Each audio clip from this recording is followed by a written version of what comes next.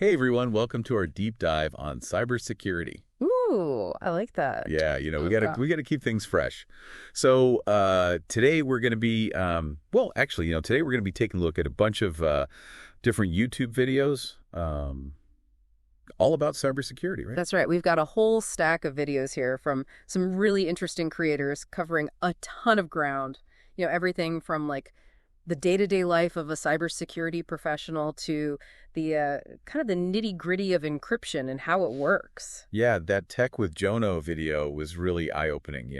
Hmm. Like I always thought cybersecurity was all like super technical, hacking and code and all that. Right, it's got that Hollywood image. Yeah, but it turns out a lot of it is actually just monitoring dashboards and Yeah. looking for anything suspicious. Exactly. It's a lot about being proactive, constantly scanning for those red flags. And they use some pretty cool tools for that, right? Like I Yeah. remember Jono talking about Splunk. Splunk, yeah. It's like a super powered search engine for IT systems. It helps cybersecurity professionals sift through mountains of data and find those needles in the haystack, those little indicators that something might be wrong. So what are those indicators? Like, what are they actually looking for? Well, they're called indicators of compromise, Hmm. and they're basically clues that suggest someone might be trying to break into a system. Okay, so like what kind of clues are we talking about here? Think of it like this. If you saw someone trying to log into your email account from, say, Russia, and you've never been to Russia. Yeah, that would be a pretty big red flag. Exactly. That would be a major indicator of compromise. So it's kind of like being a digital detective, right? Looking for those clues and trying to figure out what's going on. You got it. It's a lot about investigation and analysis, trying to piece together the puzzle and see if there's a real threat. That's pretty cool. It definitely makes you realize how much work goes on behind the scenes to keep our digital lives safe. Absolutely. And speaking of keeping things safe, let's talk about something we all use every day. Passwords. Oh yeah, passwords. That reminds me of that certified breakfast video. They were talking about how storing passwords directly, even with encryption, isn't really the best way to do it. Yeah, they made a really good point about that. It seems counterintuitive, but storing passwords in plain text, even encrypted, just creates a bigger target for attackers. So what's the alternative? They mentioned something called hashing. Hashing, right. Hmm. It's a bit more complex than just encrypting them, but it's way more secure. Okay, so how does hashing work? I'm a little fuzzy on the details. Imagine you write your password on a piece of paper and then put it through a shredder. Now imagine that shredder mixes up the pieces in a way that's impossible to put back together. Okay, I can picture that. That's kind of what hashing does to your password. It creates a unique, jumbled up version of your password that's practically impossible to unscramble. So even if a hacker got their hands on a database of hash passwords, they couldn't actually read them. Exactly. That's the beauty of hashing. Wow, that's a relief. I always thought hashing and encryption were basically the same thing. It's a common misconception. Encryption is like putting your password in a locked box that you can unlock with a key, making it readable again. Hashing is a one-way process. You can't reverse it. Okay, so it's like a one-way street for passwords. You've got it. Huh, And that makes it much more secure. makes sense. They did mention a bunch of technical stuff about different hashing algorithms like MD5 and SHA. Do I need to know all that? Honestly, for everyday use, not really. The key takeaway is that hashing protects your passwords, even if there's a data breach. Good to know. Now, speaking of encryption, they also talked about that in the certified breakfast video, right? They did. And it's a fascinating topic, really. Okay, so encryption. Mm.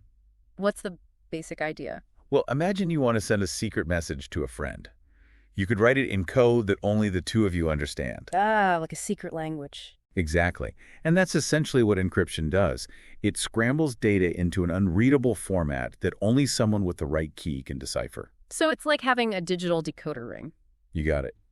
And just like with decoder rings, there are different types of encryption keys. Right, they talked about symmetric and asymmetric encryption. Yeah, those are the two main types. Symmetric encryption is like having one key that both locks and unlocks the message. Sounds simple enough.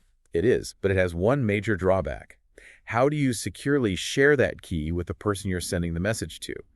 If someone intercepts the key, the message is no longer secure. Ah, that's a good point. So asymmetric encryption solves that problem by using two keys. Exactly. It's a bit more complex, but imagine it like this. You have a public mailbox that anyone can drop a letter into, but only you have the private key to open it and read the messages. Okay, I think I'm following so far. You give out your public key freely, and anyone can use it to encrypt messages that only you, with your private key, can decrypt. So it's like having a one-way door for messages. You got it. And that's why it's so widely used for things like online banking and secure messaging apps. It's pretty amazing how much complex math is going on behind the scenes to keep our online interactions secure. Absolutely. You know what else blew my mind? That crash course video about the Enigma machine. Oh, yeah, the Enigma machine. Talk about old school encryption. It was an incredible piece of engineering, really. It was basically like a typewriter that scrambled messages using a series of rotors and gears, right? Exactly. And the Germans thought it was unbreakable. But they were wrong, weren't they? Yeah, a team of brilliant mathematicians and code breakers at Bletchley Park eventually cracked the Enigma code. It was a huge turning point in World War II. It's fascinating to think about that constant battle between code makers and code breakers. Absolutely, and that battle continues to this day in the digital realm. For sure. Hey, speaking of things that seem complicated, remember that Nerds Lesson video where they use the Sam Scoops ice cream shop to explain operating systems? Oh yeah, that was a good one. I love a good analogy. Me too. It really helped to break down a complex topic. So they compared the operating system to the manager of the ice cream shop, right? The one who's responsible for making sure everything runs smoothly. Exactly. Coordinating all the different tasks, managing resources, and keeping things organized. It made me realize that the operating system is kind of like the brains of the computer. It really is. It's the foundation that everything else runs on. And just like there are different ways to manage an ice cream shop, there are different types of operating systems out there. Right. You've got Windows, Mac, Linux for computers, Android, and iOS for our phones. It's amazing how many choices we have. It is. And each operating system has its own strengths and weaknesses when it comes to security. That's a good point. So it's important to choose an operating system that's right for your needs and your level of security awareness. Absolutely. You need to be aware of the risks and take steps to protect yourself. And it's not just about the operating system, right? Cybersecurity is something we all need to be thinking about no matter what devices or software we use. 100%. It's everyone's responsibility these days. I think both Nerds Lesson and Simply Learn really emphasized that point. They did, and they had some great tips for staying safe online. Yeah, like being careful about phishing emails. Oh, those are nasty. They can be so convincing these days. You know, it's easy to get tricked. What are some things we can look out for? Well, first of all, always be suspicious of unsolicited emails, especially if they ask you to click on a link or download an attachment. Check the sender's email address carefully and look for any misspellings or grammatical errors. Right. Those are often telltale signs of a phishing email. And never, ever give out your personal information like passwords or credit card details unless you're absolutely sure the website is legitimate. Good advice. It's a jungle out there, but it's encouraging to know that there are people working hard to protect us from those threats. Absolutely. And there's a growing demand for cybersecurity professionals. Yeah, they talked about that in the Simply Learn video. It sounds like a pretty exciting career path. It is. If you're interested in technology and problem solving, cybersecurity is definitely worth considering. Good to know. Now, one thing from Nerds Lesson that really stuck with me was how important those software updates are. Oh yeah, those updates are crucial. I have to admit I'm guilty of ignoring them sometimes. I think we all are. But they explained how those updates often contain patches that fix vulnerabilities in the software, right? Exactly. Those vulnerabilities are like holes in your defenses, and the updates are like patching those holes. So if you ignore the updates, you're basically leaving those holes open for attackers to exploit. You got it. It's like leaving the door to your house unlocked. Okay, you've officially convinced me. No more ignoring those updates. Good.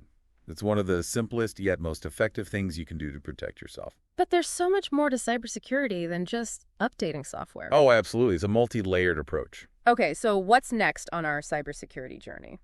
Well, let's talk about the backbone of it all, servers and data storage. Ooh, that sounds interesting.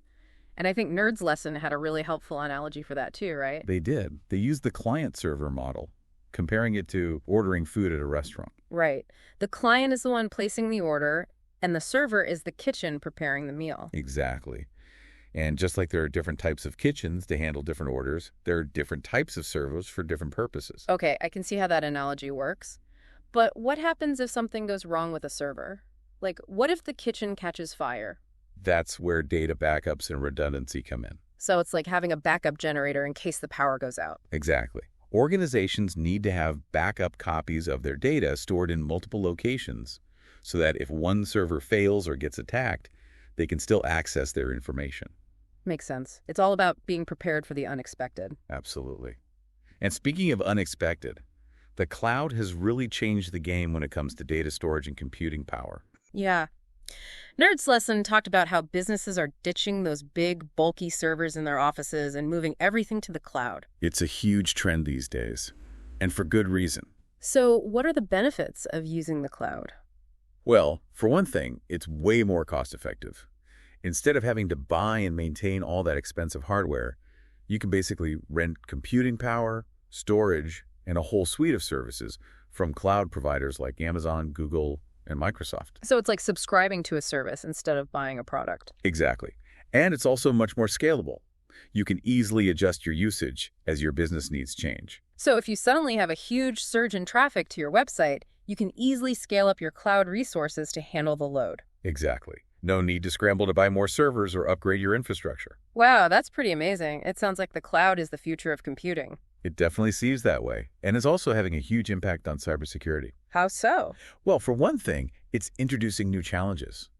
Cloud environments are complex and dynamic, which makes them more difficult to secure. Right. It's not as simple as just putting up a firewall around your own network anymore. Exactly. But the cloud is also enabling some pretty amazing innovations in cybersecurity.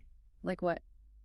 Well, AI and machine learning are being used to automate a lot of the heavy lifting in cybersecurity, like analyzing vast amounts of data to detect suspicious activity. That's pretty cool. It's like having a digital watchdog that never sleeps. You got it.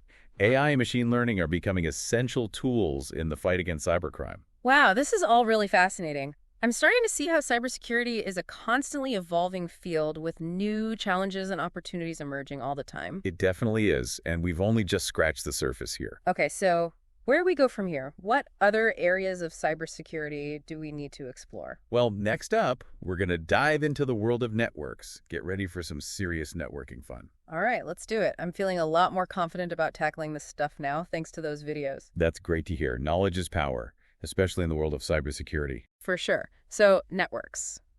Where do we even begin? Well, let's start with the basics. Have you ever heard of the term network topology? I think so. But I'll be honest, it sounds a little intimidating. Don't worry, it's not as complicated as it sounds. Think of network topology as a map of how all the devices in a network are connected and how data flows between them. Okay, that makes sense. And I vaguely remember from Nerd's lesson that there are different types of network topologies, like bus, ring, star, mesh. You got it. Those are some of the most common topologies. And each one has its own pros and cons, right? Exactly. It's like choosing the best layout for a city's transportation system.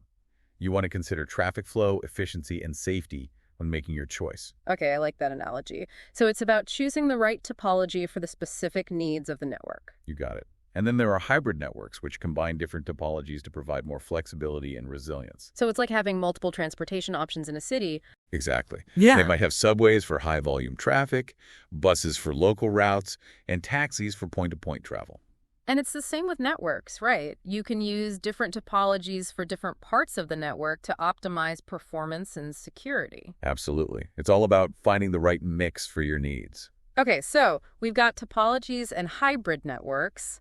What else do we need to know about the world of networks? Well, things start to get a bit more technical when we talk about ports and protocols. Ah, yes, ports and protocols. I always get those two confused. It's easy to do. But Nerd's lesson actually had a pretty good analogy for that, too. Oh, yeah, I remember that. They compared ports to doors on a computer. Exactly. And protocols are like the rules that govern how data is transmitted through those doors. Okay, I think I'm starting to get it. So think of it this way. Each computer has a bunch of different ports, each with its own number, kind of like the different doors on a building. Right, and those ports allow different types of data to enter and exit the computer. You got it. And protocols are like the instructions that tell the data how to behave. So it's like having a set of rules for how people should enter and exit a building through those different doors. Exactly. Protocols ensure that the data is transmitted correctly and reaches its intended destination. Okay, that makes a lot more sense now. So what about firewalls? How do they fit into the picture? Firewalls. They're like the security guards for your network. They stand at the gate and check everyone's ID before letting them in. Exactly. Firewalls examine data packets and decide whether to allow them through or block them based on a set of predefined rules. So it's like having a security checkpoint for all the data coming in and out of your network? You got it. And they're essential for protecting against unauthorized access and malicious attacks. Okay, that's pretty reassuring, especially considering all the potential threats out there. Definitely. But firewalls aren't the only security measure we need to worry about. Right. Cybersecurity is a multi-layered approach. So what other layers do we need to consider? Well, let's talk about authentication and authorization. Ooh, those sound important. They are. They're two fundamental concepts in cybersecurity. Authentication is about verifying your identity. It's like showing your ID card to prove who you are. And authorization is about what you're allowed to do once you've been authenticated, right? Exactly. It's like having access to certain areas of a building based on your clearance level. Okay, I think I'm starting to get the difference. So authentication is like checking your ticket at the movie theater, and authorization is like being allowed into the specific movie you have a ticket for. Perfect analogy. Both are essential for controlling access and keeping things secure. Makes sense. So what happens when someone tries to bypass those security measures? What kind of attacks are we talking about here? That's where things get a little scary, but also really interesting. Let's take a look at some of the most common network attacks. Okay, I'm ready to hear about the dark side of cybersecurity. But first, I think I need another cup of coffee. Sounds good to me. We'll be right back after this short break. And when we return, we'll delve into the world of network attacks. Stay tuned. Okay, so remember those network attacks we were about to get into? Oh yeah, right before my coffee break. That's right. So first up, let's talk about those denial of service attacks, or DOS for short. Ah, yes, DOS attacks. Those are the ones where they flood a network with so much traffic that it just crashes, right? You got it. It's like trying to cram 1 million people into Sam Scoops at the same time. Total chaos. Yeah, no one's getting any ice cream then. So what can you even do to protect against something like that? Well, there are a few things you can do, like implementing rate limiting and using a content delivery network, CDN, to distribute traffic across multiple servers. So it's kind of like having multiple entrances to Sam Scoops so the crowd doesn't get bottlenecked at one door. Exactly. And having a good incident response plan is crucial too. Right, knowing how to react quickly and effectively when an attack happens. Absolutely. Now, remember those man-in-the-middle attacks? Oh yeah, those sounded super sneaky. They are. It's like someone secretly listening in on your phone calls or reading your emails. So they're basically intercepting the communication between two parties. Exactly. Imagine you're sending sensitive information, like your credit card details, to a website, and an attacker intercepts that information before it reaches the website. Oh no, so they could steal my credit card number. That's the risk, and they could even potentially modify the information being sent back and forth. Yikes. So how do we protect ourselves from these sneaky attackers? Encryption is key here.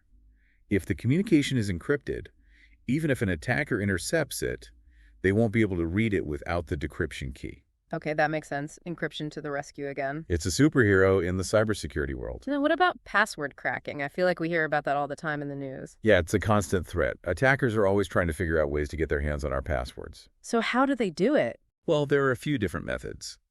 Brute force attacks involve systematically trying every possible combination of characters until they find the right password. So basically just guessing over and over again until they get lucky.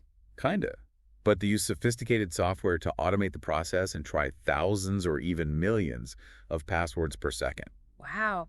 Technology can be used for good and evil. That's right. Then there are dictionary attacks, where attackers use lists of commonly used passwords to try and crack accounts. So if I use a weak password like password123, I'm making it way too easy for them. Unfortunately, yes. That's why it's so important to use strong, unique passwords for all your accounts. Okay, point taken. No more lazy passwords for me. Now, I remember Nerd's lesson also mentioned something called SQL injection attacks, but I'll be honest, that one went completely over my head. Don't worry, it's a bit technical. Basically, SQL injection is a way for attackers to exploit vulnerabilities in web applications to gain access to sensitive data stored in databases.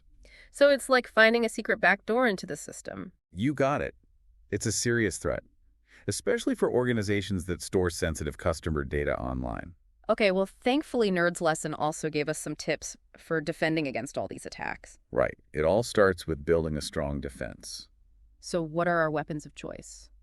Well, firewalls are like the first line of defense, but we also need strong password policies, intrusion detection systems, and anti-malware software. Okay, so it's like building a fortress around your network with multiple layers of protection. Exactly. And they went deeper into firewalls, talking about those different zones based on trust levels. Oh, yeah, those zones. I remember that. It's like having different levels of security within a building.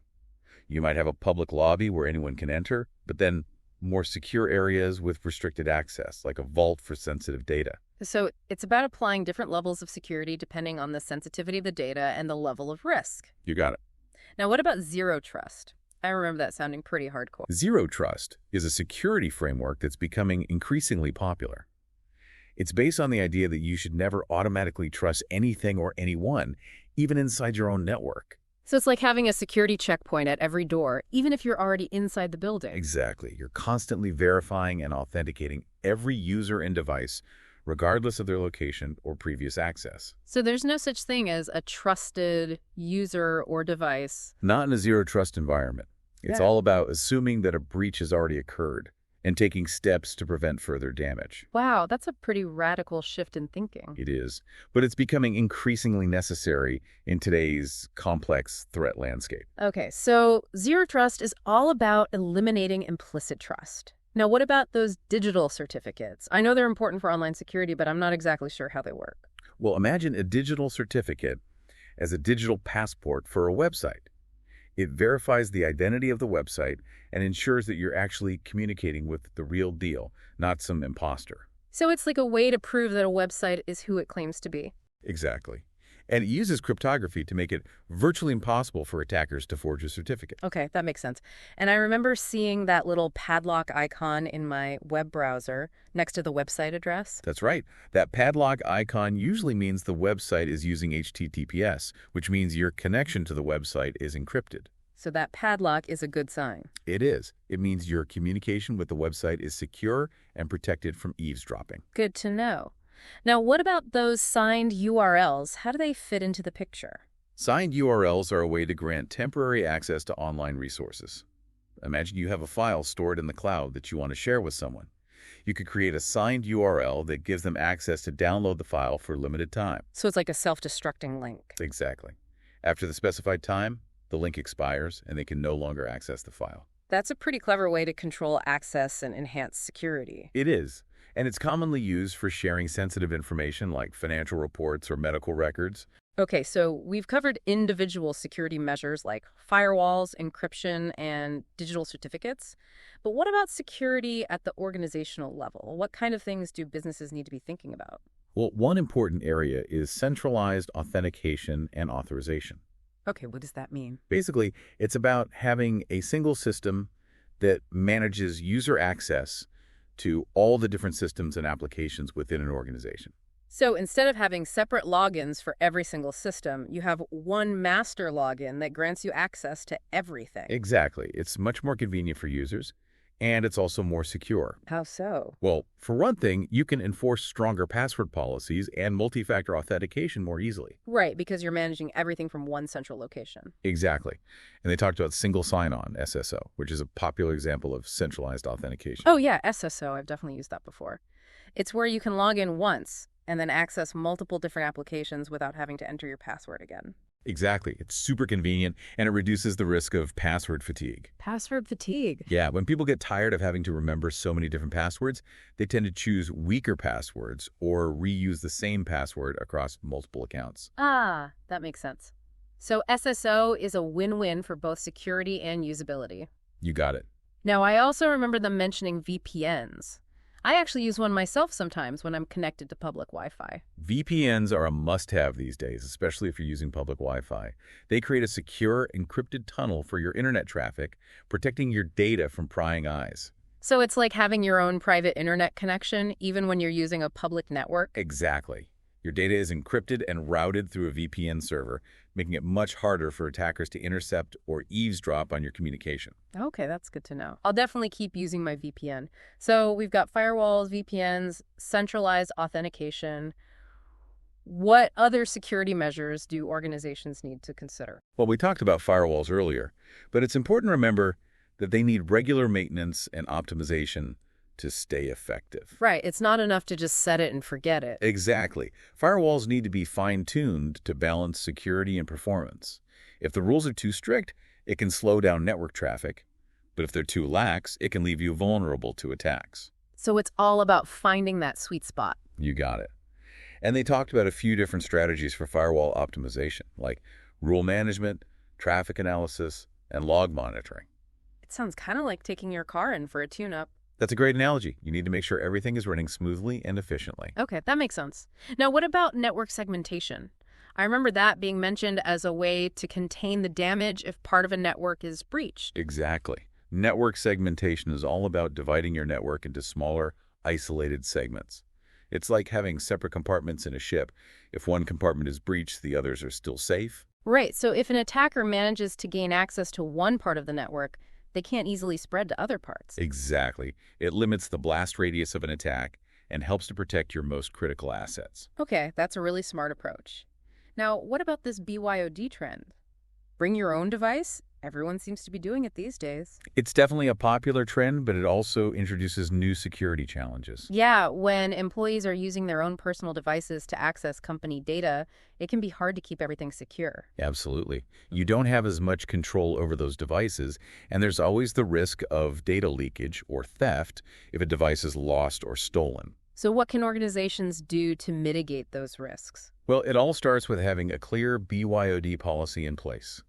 This policy should outline the rules and responsibilities for using personal devices for work purposes. So things like password requirements, encryption, and maybe even remote wiping capabilities. Exactly. You need to make sure that those devices are secure and that company data is protected. Right. It's all about finding that balance between employee flexibility and data security. You got it. Now let's talk about security compliance. Ah, yes, compliance. That's all about following the rules, right? It is about following the rules, but it's also about demonstrating a commitment to cybersecurity and protecting sensitive data. So it's not just about checking boxes, it's about doing the right thing. Exactly. There are industry standards, regulations, and best practices that organizations need to adhere to when it comes to cybersecurity. And ignoring those rules can have some pretty serious consequences, right? Absolutely. Organizations could face hefty fines, legal battles, and reputational damage if they fail to comply with cybersecurity regulations. Okay, I'm starting to see why compliance is so important. It's not just about avoiding penalties, it's about protecting yourself and your customers. Exactly.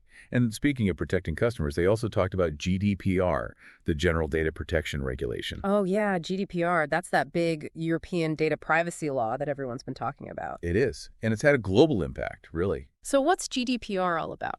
It's all about giving individuals more control over their personal data and how it's used by organizations. So things like the right to access your data, the right to have your data erased, and the right to know how your data is being used. Exactly. GDPR sets strict rules for how organizations can collect, process, and store personal data, and it gives individuals more rights and protections. Okay, that sounds like a good thing. More power to the people. It is. GDPR has definitely raised the bar for data privacy worldwide. Now let's move on to Identity Federation. What's that all about? Identity Federation is a way for organizations to share identity information securely so that users can access resources across multiple systems without having to create separate accounts and passwords. So it's like having a single sign-on for multiple organizations. Exactly. It's very convenient for users, and it also enhances security. How so? Well, by relying on a trusted identity provider, you can reduce the risk of phishing attacks and password breaches. Okay, that makes sense. Now, they also talked about Active Directory, which I think is a pretty common system for managing users and computers in large organizations. You got it. Active Directory is a directory service developed by Microsoft that's widely used in enterprise environments. So what does Active Directory do exactly? Well, it's basically a central repository for all the information about users, computers, and other resources on a network.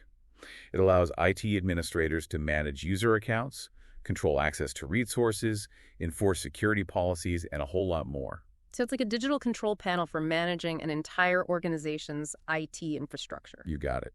And they mention how Active Directory can be used to implement zero trust principles. Oh, right. Zero trust. That's the framework where you don't trust anyone or anything by default. Exactly. And by integrating zero trust principles into Active Directory, you can create a more secure environment. So it's about layering those security principles on top of an already robust system. That's right. And they talked about a few different strategies for doing this, like conditional access and multi-factor authentication. Right, we talked about those earlier. Conditional access is about granting access based on certain conditions, like the user's location or the device they're using. Exactly.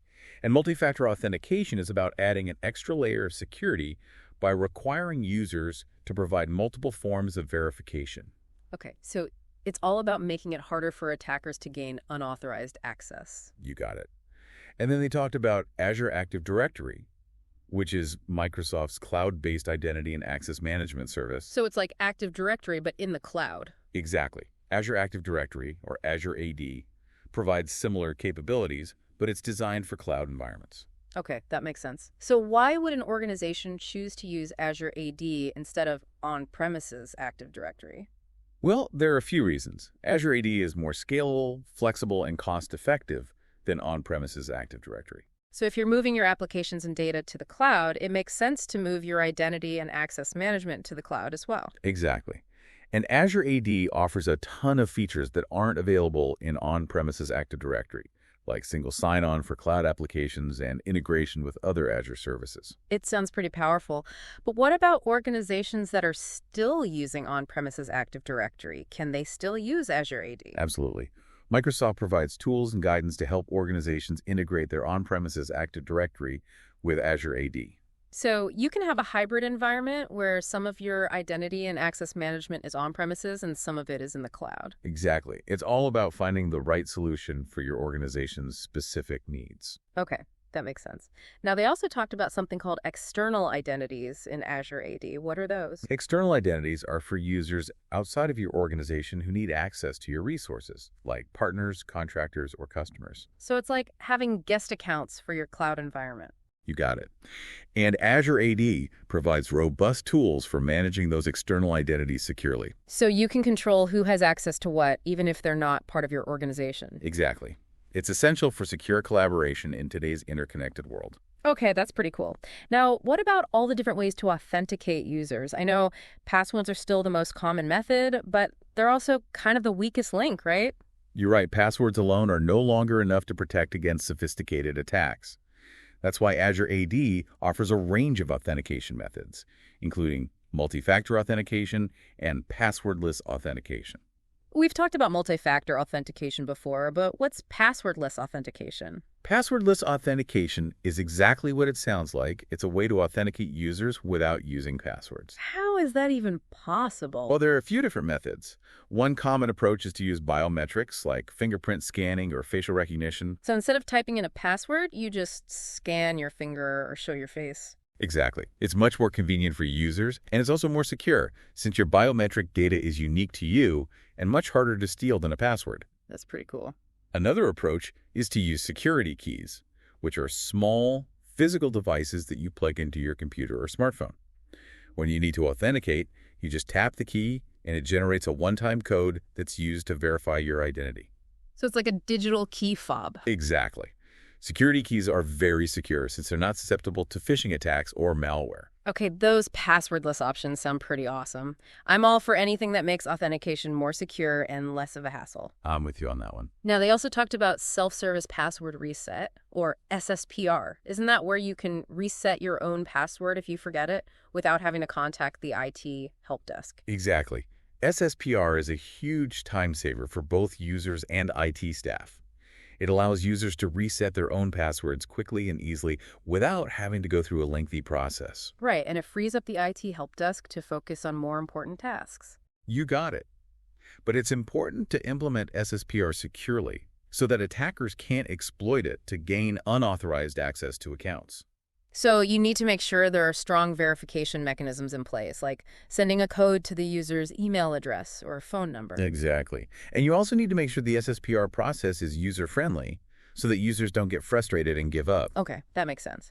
Now, what about conditional access? We touched on that earlier, but I'm still a little fuzzy on the details. Conditional access is all about using signals to make intelligent decisions about whether to grant or deny access to resources. Signals? What kind of signals are we talking about? Well, it could be things like the user's location, the device they're using, the time of day, or even their recent activity. So it's like having a security system that adapts to the situation. Exactly. For example, you might have a policy that requires multi-factor authentication only when users are trying to access sensitive data, from an unfamiliar location or device. That makes sense. It's about adding an extra layer of security only when it's really needed. You got it. Conditional access is a powerful tool for enhancing security without being too disruptive for users. Okay, that's really cool. Now, what about identity protection?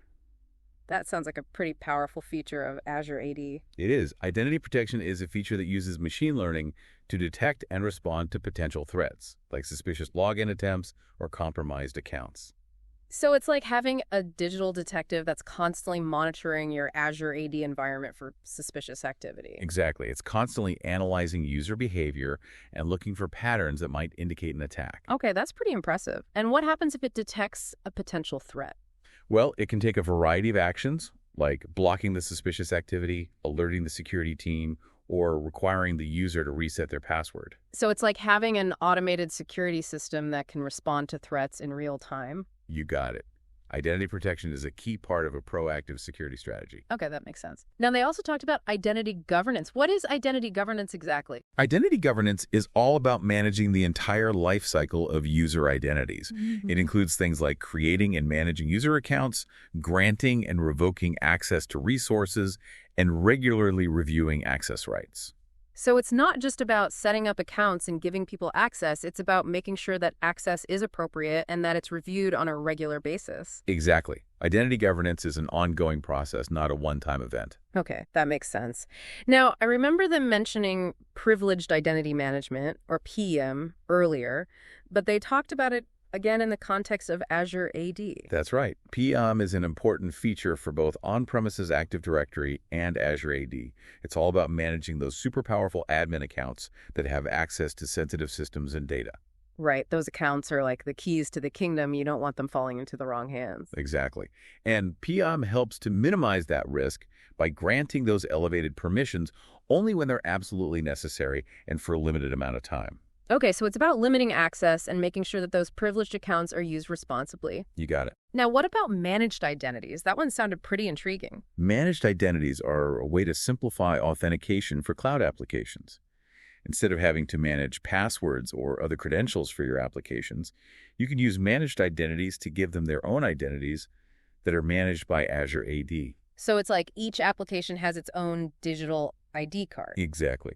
And those identities are securely stored and managed by Azure AD, so you don't have to worry about managing passwords or other credentials. Okay, that sounds pretty convenient and secure. It is. Managed identities are a great way to enhance security and streamline application development. Okay, so Azure AD seems to have a lot of features for managing identities and access.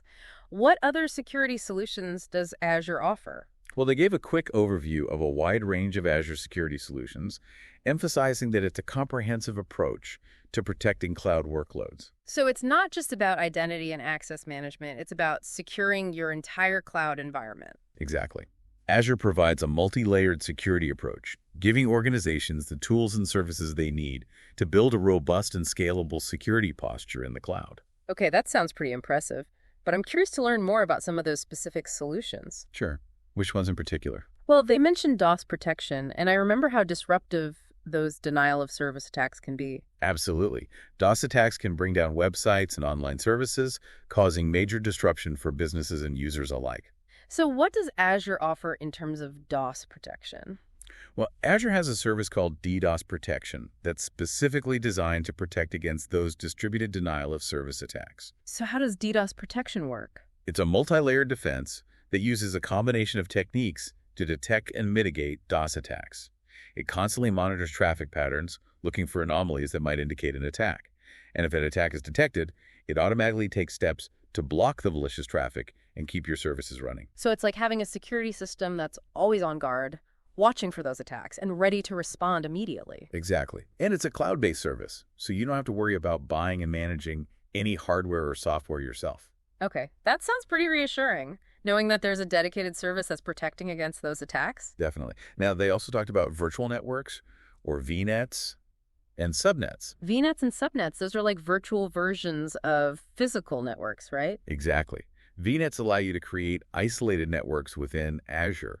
It's like having your own private network in the cloud. And subnets are like smaller networks within the VNet. You got it.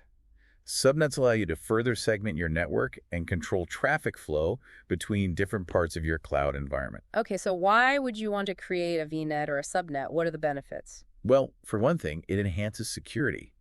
By isolating your resources into separate networks, you can limit the impact of a security breach. If an attacker manages to gain access to one VNet, they can't easily spread to other VNets. So it's like those compartments in a ship, if one compartment is flooded, the others are still safe. Exactly. It's a way to contain the damage and protect your most critical assets. Okay, that makes sense. What other benefits are there? VNets also provide flexibility and scalability. You can customize your network configurations to meet the specific needs of your applications and workloads, and you can easily scale your network up or down as needed. Okay, so VNets and subnets are a pretty essential part of any cloud networking strategy. Definitely.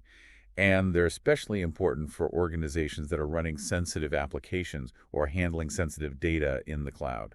Now, they also mentioned Azure Firewall. Azure Firewall is a cloud-native firewall service that provides protection for your Azure virtual networks. So it's like a firewall that's specifically designed for the cloud. You got it. Yeah. It's a fully managed service, so you don't have to worry about managing any infrastructure yourself. And how does it work? Azure Firewall sits at the edge of your VNet and filters traffic based on predefined rules and policies. So it's like having a security guard at the entrance to your virtual network, checking everyone's ID before letting them in. Exactly. Yeah. And it offers a lot of advanced features like application control, threat intelligence, and integration with other Azure services. Okay, so it's a pretty powerful and versatile tool for securing your cloud networks. It is. And it's an essential part of any cloud security strategy. Now, what about protecting web applications? Those are often the most vulnerable targets for attackers, right? They are. Web applications are often the public-facing entry point to an organization's systems and data, making them prime targets for hackers. So what can we do to protect them? Well, one important tool is a web application firewall, or WAF. Oh, wait, what's that? A WAF is a specialized firewall that's designed to protect web applications from common attacks, like SQL injection, cross-site scripting, and cross-site request forgery. So it's like a bodyguard for your web apps. Exactly. It sits in front of your web applications and filters traffic, blocking any malicious requests before they can reach your servers. Okay, that sounds pretty important. And they mentioned Azure Security Center. Azure Security Center is a unified security management platform for your cloud workloads. So it's like a central dashboard that gives you an overview of your entire cloud security posture. You got it. It provides a centralized view of your security alerts, recommendations, and compliance status. Okay, so it's a pretty comprehensive tool for managing cloud security. It is. And it's constantly being updated with new features and capabilities. Now, they also talked about Azure Policy. What's that all about? Azure Policy is a service that allows you to define and enforce rules for your Azure resources. So it's like having a set of guidelines that all your cloud resources have to follow. Exactly. For example, you can use Azure Policy to enforce password complexity requirements or to make sure that all your storage accounts are encrypted. Okay, so it's a way to automate security compliance and make sure that your cloud environment is consistently meeting your security standards. You got it. Azure Policy is a powerful tool for managing security at scale in the cloud. Now, what about Azure Sentinel? I remember them mentioning that one as well. Azure Sentinel is a cloud-native SIEM and SOAR solution. SIEM and SOAR. What do those acronyms stand for? SIEM stands for Security Information and Event Management, and SOAR stands for Security Orchestration, Automation, and Response. Okay, that's a mouthful. What do those terms actually mean in plain English?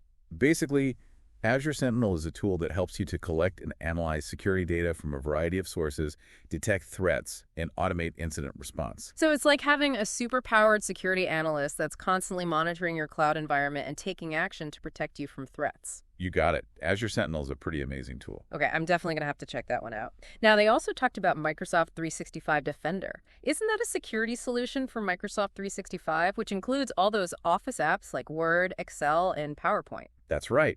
Microsoft 365 Defender is a suite of security tools that helps to protect your Microsoft 365 environment from a wide range of threats. So it's like having an extra layer of security on top of your Microsoft 365 subscription. Exactly.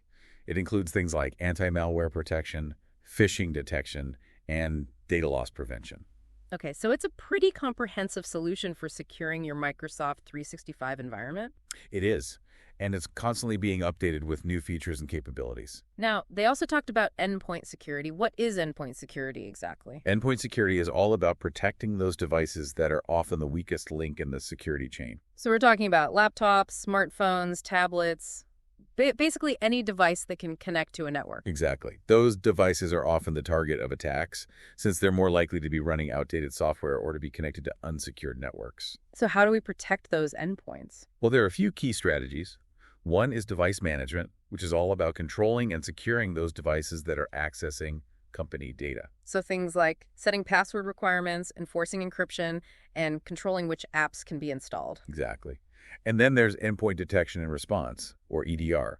EDR, what's that? EDR is a security solution that monitors endpoints for suspicious activity and alerts security teams if something is detected. So it's like having a security camera inside your computer. Kinda, but it's much more sophisticated than that. EDR solutions can detect a wide range of threats, including malware, ransomware, and phishing attacks. Okay, that sounds pretty impressive. And then we have the old standbys, anti-malware, and data loss prevention. Anti-malware is like having a digital exterminator that scans for and removes malicious software from your computer, right? You got it. And data loss prevention, or DLP, is about preventing sensitive data from leaving the organization. So it's like having a security guard at the door, checking everyone's bags to make sure they're not taking anything they're not supposed to. Exactly. DLP solutions can monitor and control the flow of data within an organization, preventing sensitive information from being emailed, copied to a USB drive, or uploaded to the cloud without authorization. Okay, that makes sense. Now, they also talked about identity defense, which is about protecting user accounts from being compromised. Right.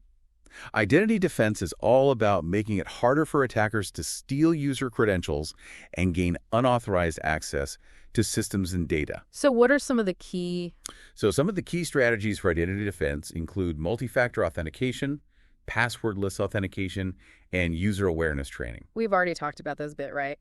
Multi-factor authentication is all about adding that extra layer of security, like getting a code sent to your phone. Exactly. And passwordless authentication is all about, well, getting rid of passwords altogether and using things like biometrics or security keys instead. I'm all for that. Anything that makes logging in easier and more secure. It's the best of both worlds. And then there's user awareness training. Right, teaching people how to spot those phishing emails and other social engineering tricks. You got it. It's Good. one of the most effective ways to prevent those identity-based attacks. Okay, so it's not just about technology, it's also about educating people and making sure they're aware of the risks. Absolutely. Security is a team effort. Everyone needs to be on board. Now, what about data security and compliance? We talked about compliance earlier, but I'm curious to learn more about how organizations actually protect sensitive data. Well, data security is all about protecting that sensitive information from unauthorized access, modification, or disclosure. So it's about making sure that data is confidential, accurate, and accessible only to those who are authorized to use it. Exactly. It's about protecting data throughout its life cycle. Okay, so what are some of the key principles of data security? Well, one important principle is data classification. Data classification, okay. It's about identifying and categorizing data based on its sensitivity.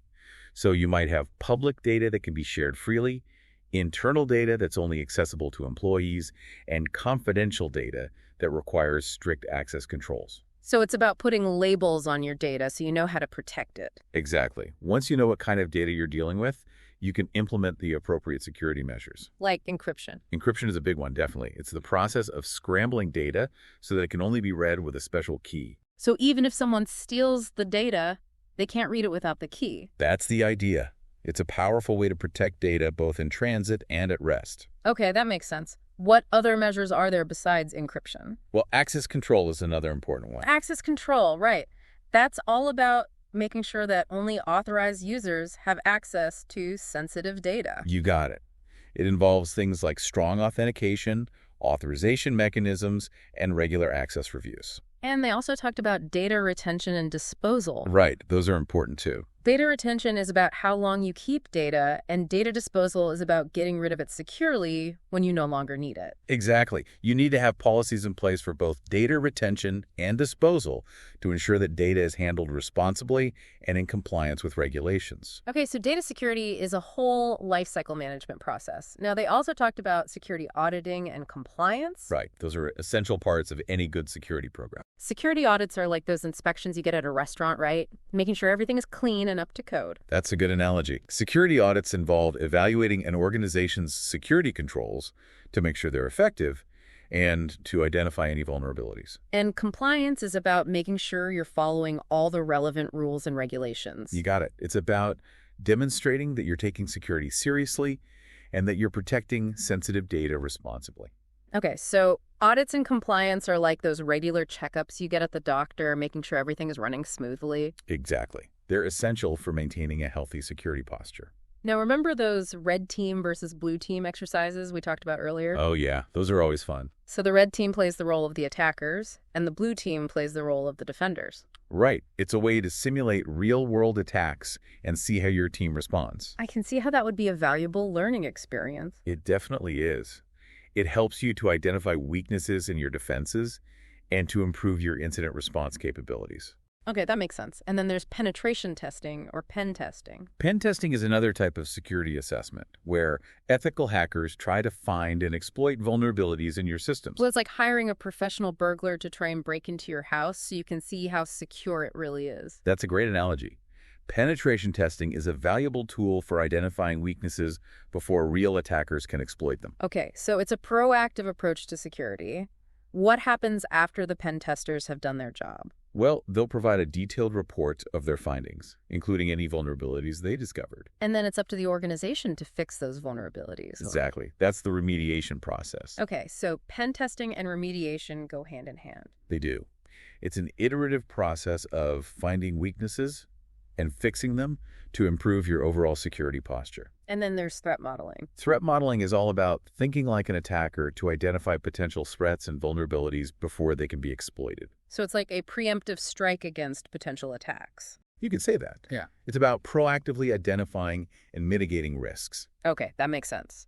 They mentioned a few different threat modeling frameworks like STRIDE and PASTA. Right. STRIDE is a mnemonic for spoofing, tampering, repudiation, information disclosure, denial of service, and elevation of privilege. Okay, I'll have to remember that one. And what about PASTA? PASTA stands for Process for Attack Simulation and Threat Analysis. It's a more comprehensive threat modeling framework that focuses on a risk-centric approach. So it's about identifying and prioritizing the threats that pose the greatest risk to your organization. Exactly. And it provides a structured process for analyzing those threats and developing mitigation strategies. Okay, so threat modeling is a pretty important part of any proactive security strategy. Absolutely.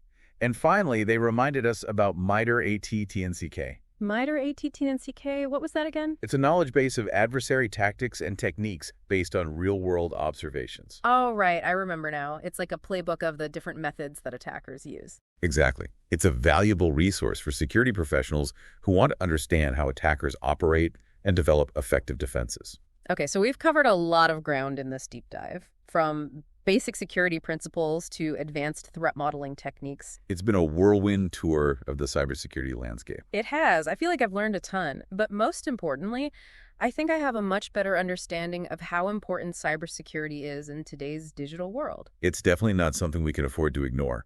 Our digital lives and our businesses depend on it. Well said. And to all our listeners out there, thanks for joining us on this cybersecurity adventure. Stay safe, stay secure, and keep learning. And remember, cybersecurity is a journey, not a destination.